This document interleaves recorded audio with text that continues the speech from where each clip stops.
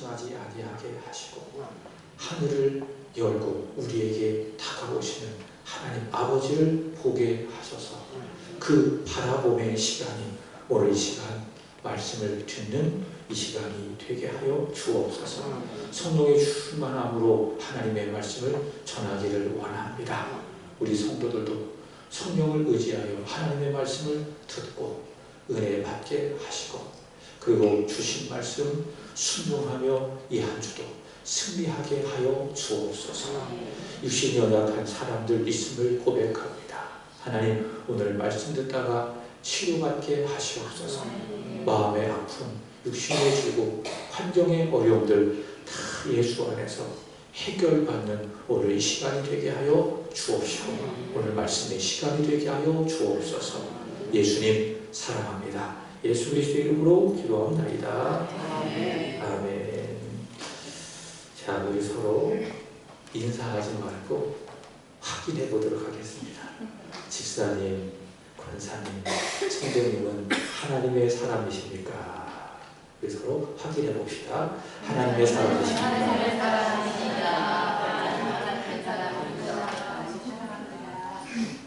하나님의 사람이십니까? 아멘. 오늘 본문 15절의 말씀을 보시면 사도 바울은 하나님은 이러하시다 라고 전합니다. 네 가지로 전하시는데 첫 번째로는 하나님은 복되시다. 하나님은 복되시다. 두 번째로는 하나님은 유일하신 주권자이시다. 세 번째로는 하나님은 만왕의 왕이시다. 네 번째로는 하나님은 만주의 주시다. 그렇게 이야기하죠. 이 15절 말씀 속에서 제게 눈에 확 들어오는 말씀이 하나 있습니다. 그것이 무엇인가 하면은 만왕의 왕이시다. 이것을 영어로 말한다고 한다면은 King of Kings, King of Kings. 그게 무엇입니까? 만왕의 왕이시다 라는 말씀의 의미입니다.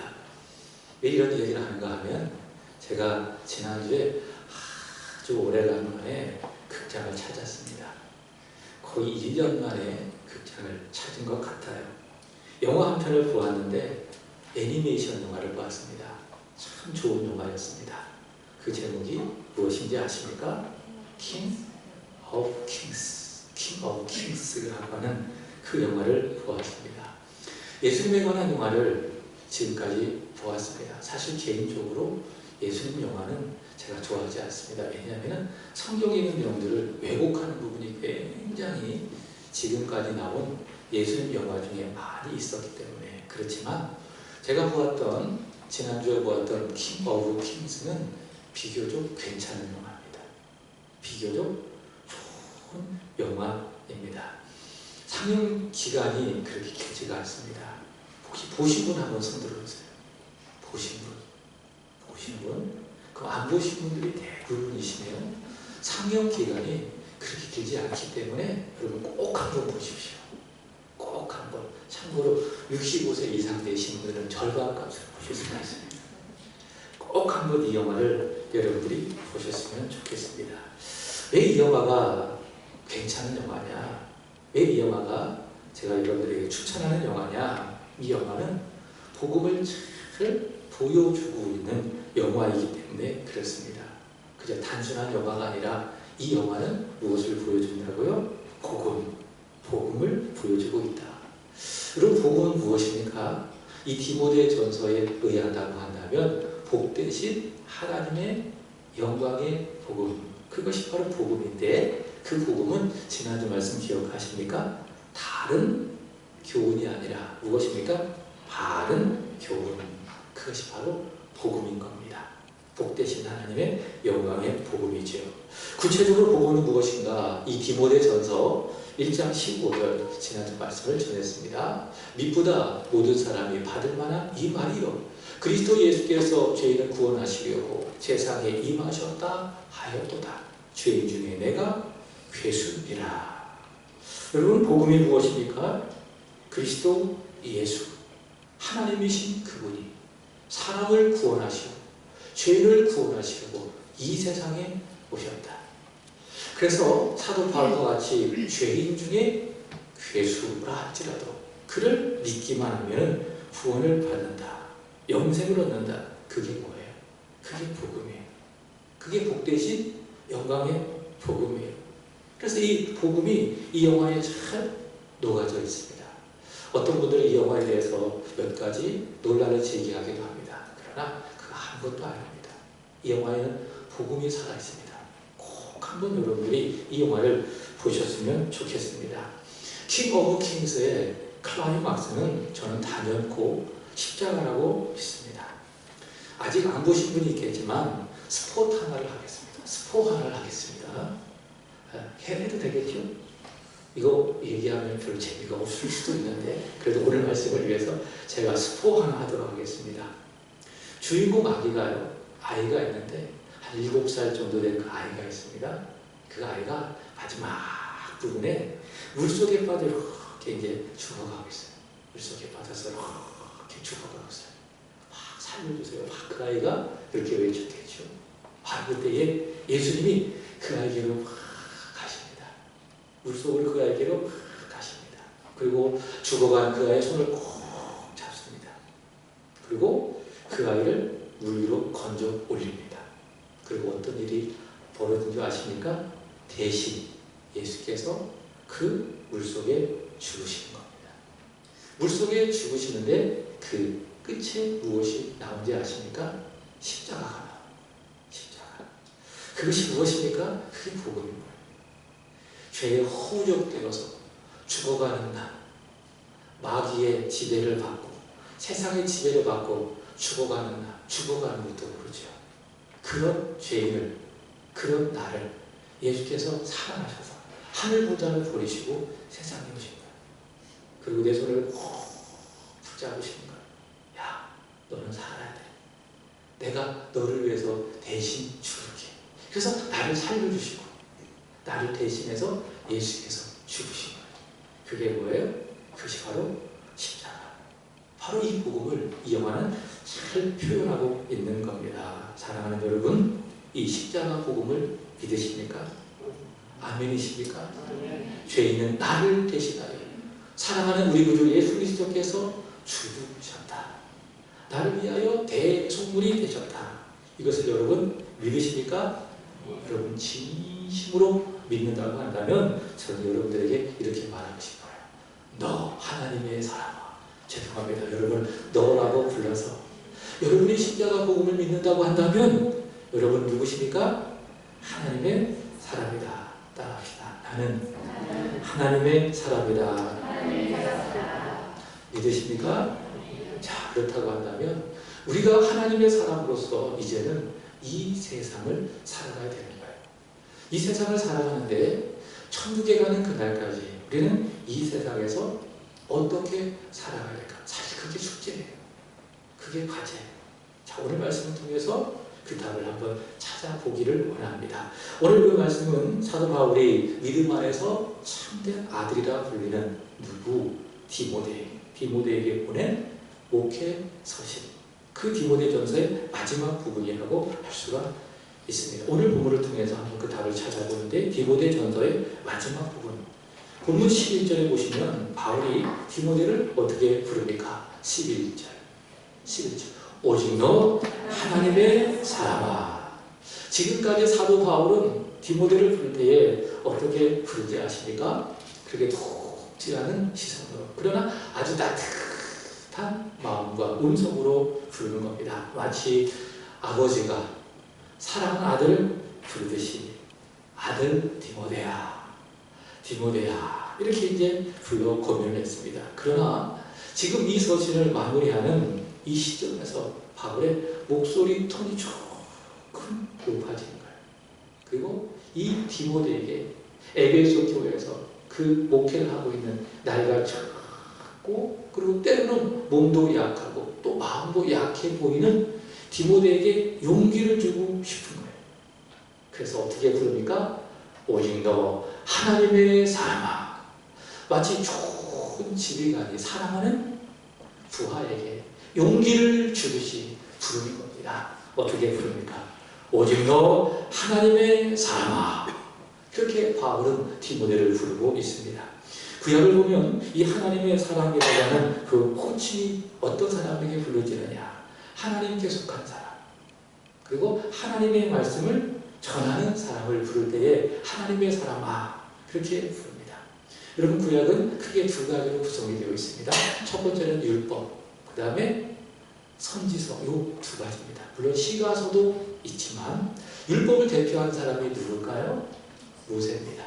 모세. 그래서 하나님의 말씀을, 율법을 받아서 이스라엘 백성들에게 전한 사람이 모세인데, 이 모세를 부를 때 어떻게 부르지 아십니까? 하나님의 사람, 그렇게 불렀습니다. 신명기 33장 1절의 말씀을 보시면 하나님의 사람, 모세가 죽기 전에 이스라엘 자손을 위하여 축복함이 이러하니라. 여러분도 이 세상을 떠나기 전에 바로 이런 호칭이 여러분에게 꼭 붙으셨으면 좋겠어요. 하나님의 사람, 아무개. 하나님의 사람, 아무개. 이런 호칭이 여러분에게 꼭 붙게 되기를 예수 그리스도의 이름으로 축복합니다. 모세가 바로 하나님의 사람이었죠. 두 번째로는 선지자를 대표한 사람이 구약의 누굽니까? 엘리야죠. 이 엘리야인데 열왕기상 17장의 말씀을 보시면 사르밧 과부가 엘리야를 통해 하나님의 기적을 경험합니다. 그러자 이렇게 고백을 합니다. 열왕기상 17장 24절의 말씀을 보시면 여인이 엘리야에게 이르되 내가 이제야 당신은 하나님의 사람이시오. 당신의 입에 있는 여호와의 말씀이 진실한 줄을 아노라. 자, 이렇게 하나님께 속하여서 하나님의 말씀을 전하는 사람들을 구약 성경에 보면 누구라고 불렀어요? 하나님의 사람. 그렇게 호칭한 것을 볼 수가 있습니다. 그렇지만 오늘 본문 디모데도 마찬가지입니다. 예수 십자가의 대속으로 구원을 받았어요. 그리고 하나님께 속했어요. 그리고 이제는 하나님의 교회 에베소 교회에서 복되신 하나님의 영광의 복음, 바른 복음을 전하는 사람이기 때문에 바울은 디모데를 향하여서 이게 디모데의 전서를 마무리하면서 그를 부르는 겁니다. 뭐라고 부릅니까? 너 하나님의 사람아, 아들 디모데야, 이렇게 불렀지만 이제는 바울은 디모데를 향하여 너 하나님의 사람아. 사랑하는 여러분, 이것은 비단 모세만 불렸던 호칭일까요? 엘리야와 그리고 디모데와 같은 사람에게만 붙인 호칭일까요? 그렇지가 않습니다. 우리는 본래요 마귀에게 속했던 사람입니다. 그래서 예수님도 요한복음 8장의 말씀을 보시면 너희는 너희 아비 마귀에게 속았다. 우리는 다 누구에게 속해 있었어요? 마귀에게 속해 있었어요. 그런 우리를 하나님이 이처럼 사랑하셔서 아들 예수를 보내셔서 우리의 소속을 바꾸셨어요. 아들을 십자가에 달려 죽게 하시고 그를 다시 살려주심으로 말미암아 그를 믿은 우리의 소속을 바꾸어 주셨어요. 누구로? 하나님께로. 그래서 예수를 믿은 우리가 마귀의 소속에서 하나님의 소속이 되었어요. 그렇기 때문에 우리도 누구나 불릴 수가 있습니까? 너 하나님의 사람아, 하나님의 사람으로 불릴 수가 있다. 믿으십니까? 여러분, 저와 여러분은 하나님께 속한 하나님의 사람인 줄로 믿습니다. 오늘 사도 바울은 하나님께 속한 하나님의 사람 디모데에게 더 크게 본다면 여러분들에게 하나님께 속한 하나님의 사람인 여러분들에게 권면하는 겁니다. 어떻게 살아가야 되실 것인가? 두 가지로 이야기합니다. 첫 번째, 피하라. 오직 너 하나님의 사람아 피하라. 자, 11절 보도록 하겠습니다. 다시 11절입니다. 시작. 오직 너 하나님의 사람아 이것들을 피하고 의와 경건과 믿음과 사랑과 인내와 온유를 따르며. 아멘. 첫 번째, 하나님의 사람으로 우리가 어떻게 살아가야 될 것인가? 피하라. 무엇을 피하라? 이것들을 피하라.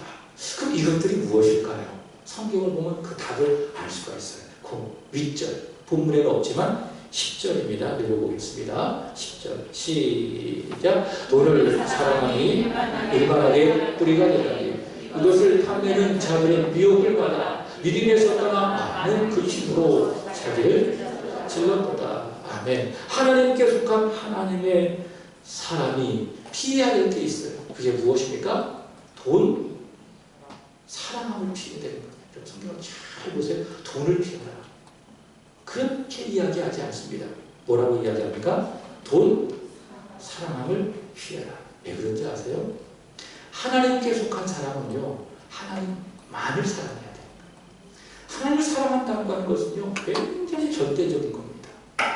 배타적인 겁니다. 독점적인 겁니다. 다시 말해, 하나님을 사랑함에 있어서 그 어떤 것도 침투해서는 안 되는 거예요. 말씀을 드렸던 것처럼 모세는요, 하나님의 사람이었어요. 그래서 하나님을 정말 사랑했어요. 그러니까 평생 하나님만 보고 하나님만 사랑하며 그 인생을 살았어요. 어떻게 사랑했느냐? 신명기 6장 5절의 말씀을 보시면 그는 마음을 다하고 뜻을 다하고 힘을 다하여 하나님을 사랑했어요. 그게 모세예요. 하나님의 사람은 누굽니까? 하나님을 이렇게 사랑한 사람입니다. 여러분, 하나님을 이렇게 사랑할 수 있기를 축복합니다.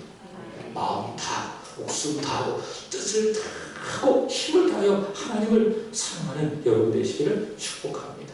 하나님께 속한 하나님의 사람은요, 절대로 돈을 사랑하지 않습니다.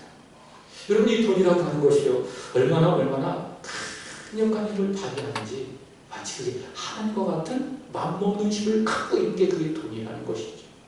그래서 사실 이 세상을 살아갈 때 돈이 얼마나 중요한지 우리 주변에 돈으로 할 수 있는 것이 많죠. 상대적으로 없는 것보다 있는 것이 많습니다. 돈이 있다고 한다면 사실 못할 것이 없는 것과도 같아요. 이 세상을 보면 그래요. 근데 할 수 없는 것이 많은데요. 그러나 이 세상이 그렇다 그 말이죠. 돈이 마치 무엇과도 같은지 아십니까? 하나님과도 같을 수가 있다. 그만큼 돈은 막강한 힘을 갖고 있다. 근데 하나님의 사람으로서 이 세상을 살아갈 때에 돈을 사랑할 수 있다. 그래서 가인보다도 돈을 사랑했잖아. 아간도 돈을 사랑했잖아. 그죠? 하나님의 사람이라 할지라도 돈을 사랑할 수가 있다. 사도 바울은 디모데에게 명령합니다. 오직 너 하나님의 사람아, 이것들을 피하라. 돈을 사랑한 것을 피하라. 바울은 디모데에게 그렇게 이야기합니다. 하나님, 난 하나님도 사랑하고 돈도 사랑하고 그거 안 될까요? 안 되는 겁니다. 한 사람이 두 주인을 섬길 수 없듯이 하나님께서 한 사람은 둘 중에 하나를 선택해야 되는 거예요. 하나님을 마음을 다하고 뜻과 힘을 다해 사랑하든지 아니면 돈을 사랑하든지 둘 중에 하나를 선택해야 되는 거예요. 근데요, 돈을 사랑하잖아요. 하나님이 아니라 돈을 사랑하잖아요. 그럼 어떻게 되는지 아십니까? 다시 6절의 말씀을 보시면 돈 사랑함이 무엇이 된다? 일만하게 뿌리가 되는 거예요. 그래서 돈을 사랑하잖아요. 그럼 욕심이 막 생겨나고 그럼 미혹이 와요. 마귀가 저거 돈 사랑하네? 던지를 탁 던지는 거예요. 그래서 던지를 탁 던져가지고 결국 어떻게 되는지 아십니까? 믿음에서 떠나는 거예요. 큰 근심으로써 자신을 찌르는 그런 고통에 처할 수가 있는 겁니다. 여러분, 돈을 사랑하지 맙시다. 돈이 필요한 건 알아요. 돈이 있어야 돼요. 교회도 마찬가지예요. 무엇이 필요해요? 돈이 있어요. 그래, 에어컨도 틀고 여러분 그냥 식사도 해서 드리고 교회가 필요하죠. 돈이 필요하죠. 제가 늘 이야기하는 바가 있습니다. 선교는 믿음으로 하지만 한 가지 더 필요한 것이 있습니다. 그것이 무엇인지 아십니까? 돈이 필요하다. 그래서 선교지에 막대한 물질을 막 쏟아붓는 거예요. 선교는 돈이 필요한 거예요. 그죠? 돈을 필요로 한 게 맞아요. 그렇지만 성경이 우리에게 말씀하는 바가 무엇인지 아십니까? 돈이 필요하지만 돈을 하나님처럼 사랑해서는 안 된다. 돈이 목적이 되어서는 안 된다. 너희는 하나님의 사람이다. 하나님의 목적이다. 하나님을 사랑하라. 너 하나님의 사랑아. 바울은 디모데에게 그렇게 권면하고 있습니다. 자, 오늘 본문에도 사도 바울은 돈을 사랑할 것을 피할 것을 좀 더 구체적으로 이야기합니다. 17절 이하에 보시면 부자들을 향하여 하는 명령을 통해서 전하고 있는데 17절 읽어보도록 하겠습니다. 시작. 너희가 이 세대의 부한 자들을 명하여 마음을 높이지 말고 정함이 없는 재물에 소망을 두지 말고 오직 우리에게 모든 것을 후히 주사 누리게 하시는 하나님께 두며. 아멘. 이 말씀 속에 정함이 없는 재물이라는 것이 있습니다. 정함이 없는 재물. 이게 두 가지 의미를 갖고 있어요. 첫 번째로는 불확실하다. 그러니까 재물은 어떻다고요? 불확실하다. 두 번째는 재물은 더덥다. 이게 정함이 없는 재물의 의미예요. 여러분 그래요. 재물이 어떤지 아십니까? 불확실합니다. 1,000원을 아끼고 5,000원을 아끼고 그러니까 오랜 시간 동안 돈을 이 모아서 모을 때는 엄청 힘들게 돈을 모았어요. 근데 여러분 잘 알 겁니다. 모은 돈이 날아갈 때는 어떻습니까? 오랜 시간 걸쳐서 날아갑니까? 아니면 한순간에 날아갑니까? 함께 날아가더라. 힘들게 막 큰 노력하면서 막 돈을, 물질을 모았는데 이게 날아갈 때는 막 날개 달리듯이 막 한순간에 돈이 쫙 나가버린 거예요. 그게 뭐예요? 불확실한 거예요. 아주 피땀 흘리면서 먹을 거 안 먹고 입을 거 안 입으면서 돈을 모았는데 한순간에 돈이 탁 날아가 버리니 재물에 대해서 드는 생각이 무엇인지 아십니까? 더덥다. 그게 뭐예요? 정함이 없는 재물인 거예요. 자본에 보면 아주 재미있게 표현했더라고요. 이런 사실을. 자본 23장 5절에 이렇게 이야기합니다. 읽어보겠습니다. 시작. 내가 어찌 허무한 것에 주목하느냐. 정력이 재물은 스스로 날개를 내어 하늘 나는 독수리처럼 날아가라. 이게 재밌잖아요. 야, 이런 말씀이 있어. 재물이 어떻다고요? 날개를 갖고 있대. 그래가지고 날아갈 때 독수리처럼 한순간에 확 날아간대요. 독수리의 특징이 있습니다. 날아가면 와야 하나요? 안 옵니다. 그게 재물이라는 거예요. 이 재물에 너의 소망을 두지 말고 너의 마음을 두지 말아라. 돈을 사랑하지 말라 그 말이에요. 돈 사랑을 피하라. 재물에 너의 마음을 두는 것을 피하라.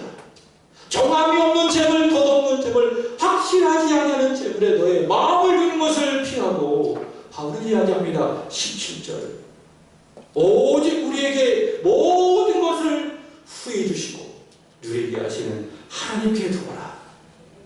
바울은 하나님의 사람인 디모데에게 그렇게 권면하고 있는 것이죠. 그리고 더 나아갑니다. 18절의 말씀을 보겠습니다. 선을 행하고 선한 사업을 많이 하며 나누어 주기를 좋아하고 너그러운 자가 되게 하라. 뭐라고 이야기합니까? 돈 쥐고 있지 말고 그 한순간 날아갈 수 있으니까 독수리가 날아가듯이 날개 달고 한순간 날아갈 수 있으니까 그거 콱 쥐고 있지 말고 아주 힘줬다지 못이듯이 쥐고 있지 말고 뭐 하라고요? 펴라. 나누어 주기를 좋아하라. 킹 오브 킹스를 보면서 재미있는 은혜로운 장면들이 많이 있었어요. 그 중에 하나가 무엇인가 하면 오병이어의 기적의 장면이에요. 예수님께서 베세다 광야에서 하나님의 말씀을 전하시는데 많은 사람들이 몰려들어오죠. 우리가 배가 고파요. 예수님께서 그 배고픈 우리들 먹여주십니다. 그 오병이어의 기적이 어디에서 시작된지 아십니까? 쥐고 있는 것이 아니라 한 아이의 나눔을 통해서 이루어진 거예요. 그래서 이것을 만약 그 아이가 탁 쥐고 안 주려고 했어. 그럼 오병이어의 기적이 일어나지 않았을 거예요. 물론 주님은 다른 방법으로도 하실 수 있었겠죠. 그러나 그 아이가 쥐고 있지 않고 그것을 나눴어요. 그랬더니 주님이 그것을 들고 감사기도 하셨잖아요. 그리고 주님이 어떻게 하셨습니까? 그거를 또 나눴어요. 누구에게 나눴어요? 제자들에게 나눠줬어요. 그리고 제자들은 어떻게 하는지 아십니까? 그것을 또 나눴어요. 오병이어의 초점이 무엇입니까? 하나님의 아들 예수 그리스도께서 나누셨다. 나눔이 초점이에요.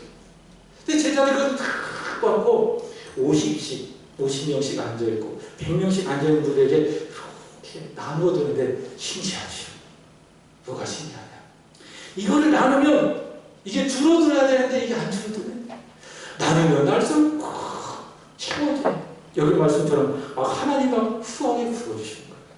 그게 오병이어의 기적이라는 거죠. 여러분 우리는 이 재물을 쉬고 있으면은 싸가진다고 생각해요. 그게 아니에요.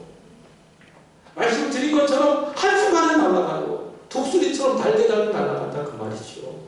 그러나 여러분, 쉬고 있는 것이 아니라 뭐 할 때? 나눌 때. 여기 말씀처럼 나누어주기를 좋아할 때 하나님이 채워주시는 거예요. 그냥 찔끔찔끔 채워주시는 것이 아니라 어떻게? 후 해주신다 그 말이에요. 그게 뭐예요? 우리의 물질관이에요. 돈 사랑하지 말고 정함이 없는 재물에 소망을 두지 말고 오직 하나님께 주며 선한 일을 많이 하며 나누어주기를 좋아해라. 너 하나님의 사람아. 바울은 디모데에게 그리고 하나님의 사람인 우리에게 이렇게 명령하고 있습니다. 그리고 두 번째입니다. 하나님의 사람은 피해야 되지만 세 가지 적극적으로 행해야 될 것이 있어요. 세 가지입니다. 첫 번째, 따르라.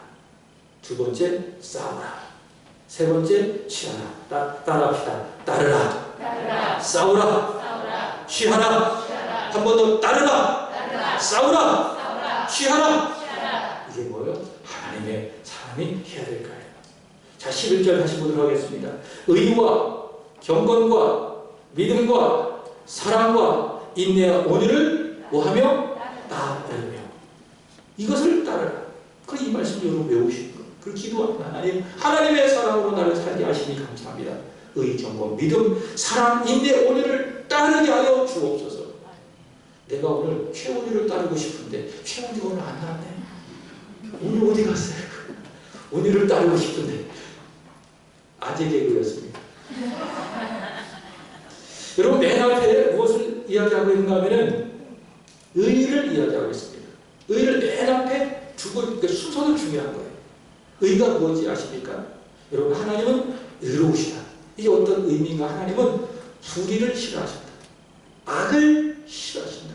돈을 사랑해서 하나님이 싫어하신다. 하나님이 의로우시다. 그런 말입니다. 그래서 의를 따르라. 그것이 어떤 의미인가? 불의를 미워하라.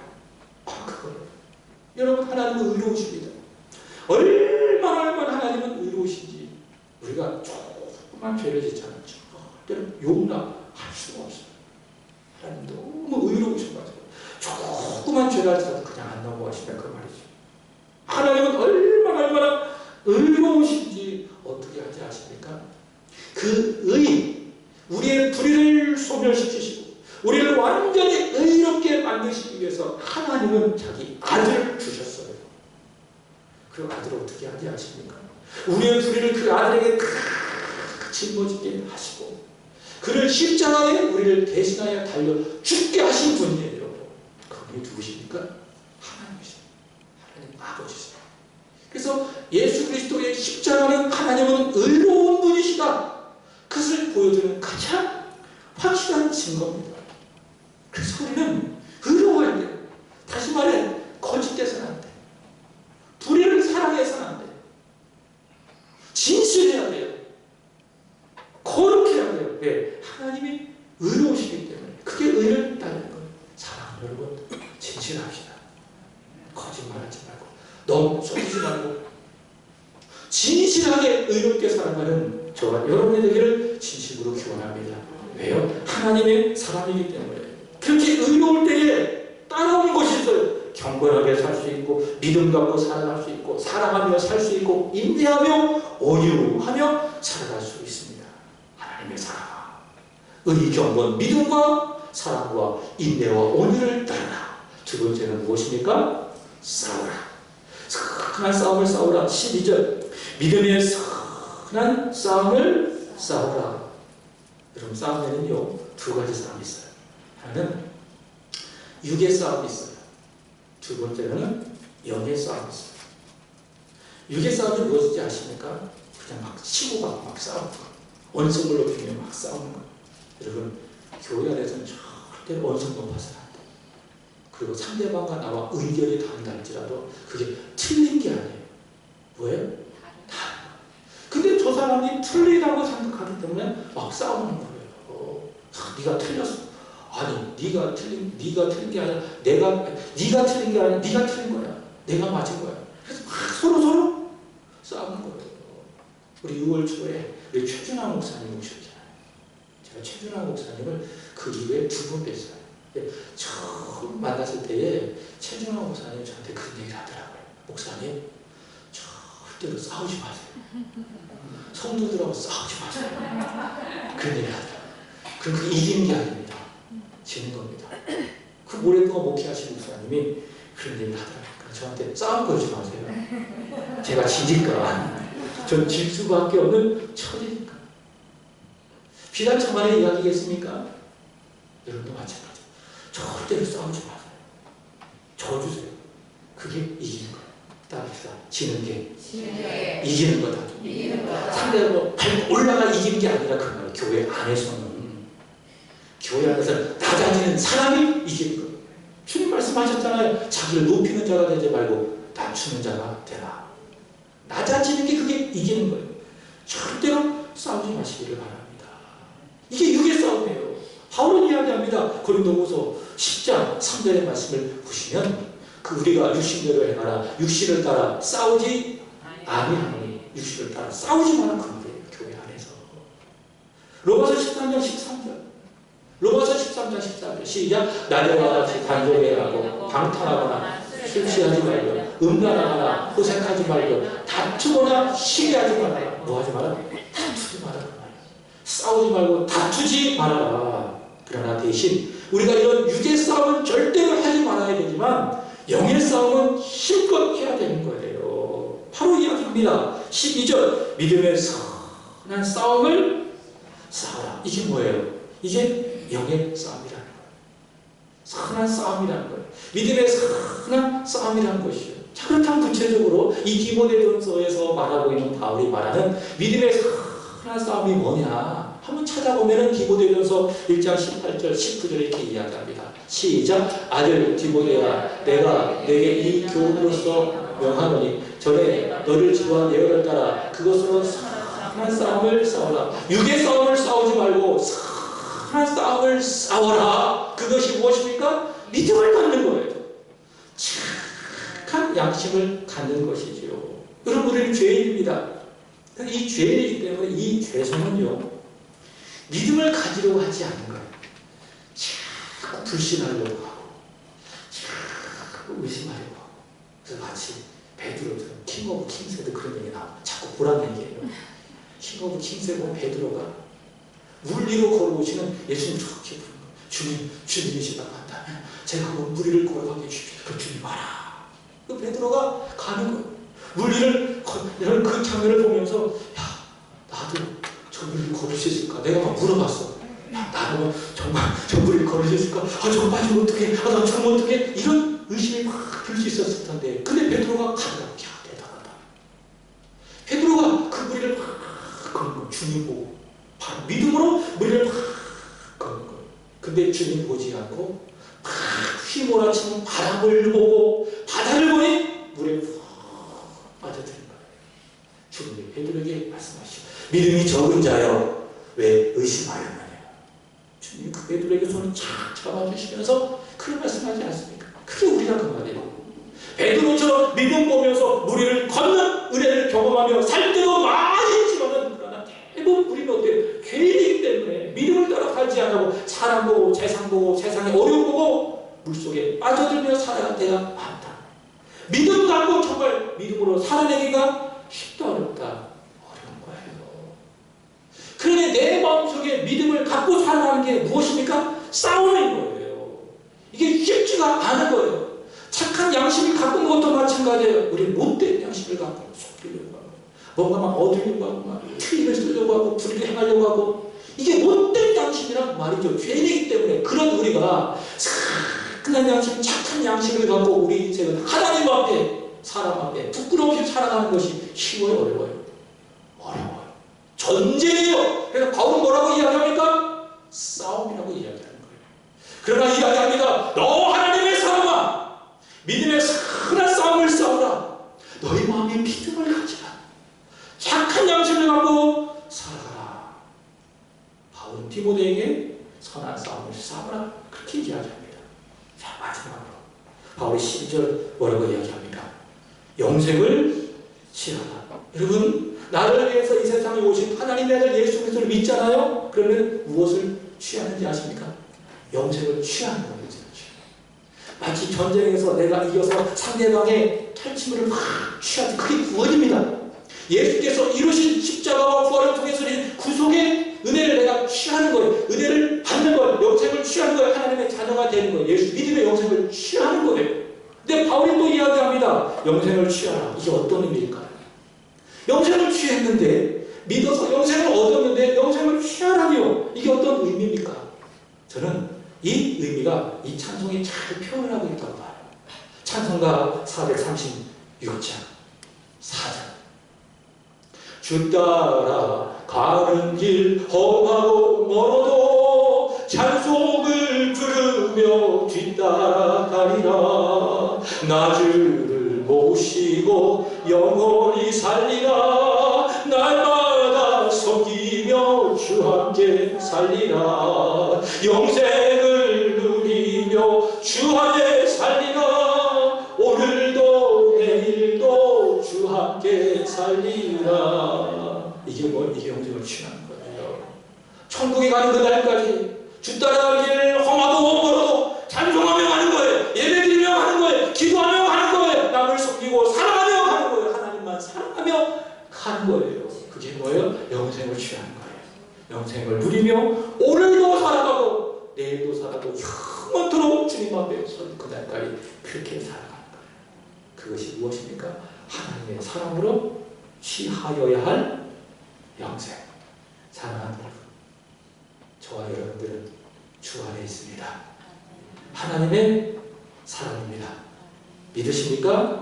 자, 우리 다 같이 오늘 말씀을 마무리하면서 14절 읽어보겠습니다. 시작. 우리 주 예수 그리스도께서 나타나실 때까지 흠도 없고 책망받을 것도 없이 이 명령을 지키라. 이 명령이 뭐예요? 지금까지 하나님의 사람이 피하고 싸우고 따르고 취할 것, 이것을 지켜라. 어떻게? 흠도 없이, 또한 책망받을 것도 없이. 그럼 우리가 예수님께서 오실 것인데 예수님이 우리 앞에 나타날 거예요. 우리가 주님 앞에 설 거예요. 그분 앞에 섰을 때에 주께서 우리를 잘했다 책망하지 않고 칭찬할 줄로 믿습니다. 기도하겠습니다. 하나님 아버지, 우리를 하나님의 사랑으로 부르셔서 이 세상을 살게 하여 주시니 감사합니다. 여전히 부끄럽고 여전히 내세울 곳 없지만 그러나 하나님은 예수 안에 있는 우리의 의를 보시고 예수를 믿는 믿음 보시고 우리를 하나님의 사랑으로 여겨주시니 감사합니다. 이 말씀 앞에 섭니다. 하나님의 사랑으로 이 말씀 앞에 섭니다. 돈, 사랑함을 피하게 하여 주시옵소서. 의와 경건과 믿음과 사랑과 인내와 온유를 따르게 하소서. 내 마음의 믿음과 선한 양심을 갖는 믿음의 선한 싸움을 싸우게 하소서. 영생을 취했사오니 영생을 누리게 하여 주옵소서. 이 하나님의 말씀, 이 하나님의 명령을 주님 나타나실 그날까지 흠도 없고 책망할 것도 없이 지켜 주님 앞에 칭찬받는 오늘 여기 모여 예배하는 사랑하는 하나님의 사람들이 되게 해 주옵소서. 예수의 이름으로 감사하며 기도합니다. 아멘. 312장 찬송 부르며 영을 올려드리겠습니다.